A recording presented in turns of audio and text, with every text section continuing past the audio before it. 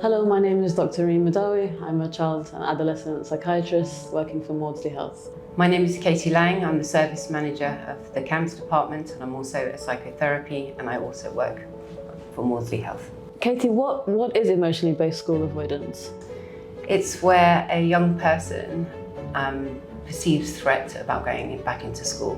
When I talk about threat, that's really around expecting the worst. Maybe they've had difficulties with their academics, moving into a new school term, especially after the summer holidays, or maybe potentially they've had bullying episodes in their previous year. The young person feels that they can't regulate that emotion, they get very anxious, and therefore the likelihood is that they will start withdrawing and not wanting to go to school.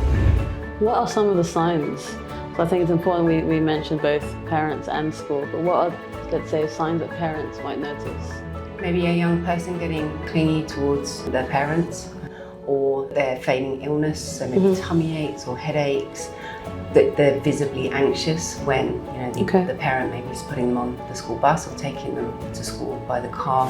Things that are slightly out of norm in comparison to their normal sort of That makes sense, I guess. So the flip side of that would be school would see kind of poor attendance, maybe kids struggling to come in, excessively crying, asking to go to the nurse's office, especially around the start of term, or as you mentioned, coming back from school holidays. So I think that's really important for families to know.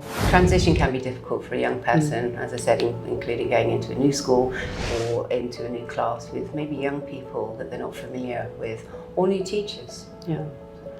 I think one of the most important things that we see in our practice is about understanding some of the causes. So, there can be occasions where there is a physical illness. I think it's important to make sure that we're not kind of invalidating a young person, but also thinking about the things that we treat in our clinic. So anxiety, panic, and bullying. Bullying is a big thing I think sometimes we don't talk about a lot, but so there are reasons as to why a child may want to avoid going to school. What are some tips we can give people?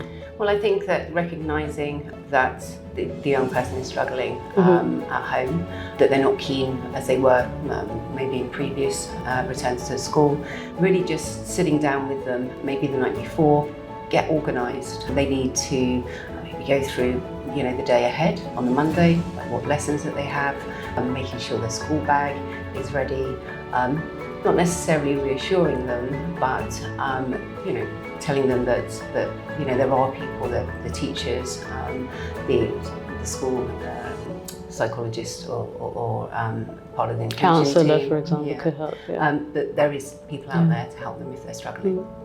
I think the take-home message would be that there is support. I think it's really important to foster a good relationship with school, understand the challenges, and address them on an individual needs basis. And then when all fails, that there is specialist support out there in our clinic. So, and I think schools are aware of these type of presentations. So it's for the parent then to actually access that support and work in conjunction with each other.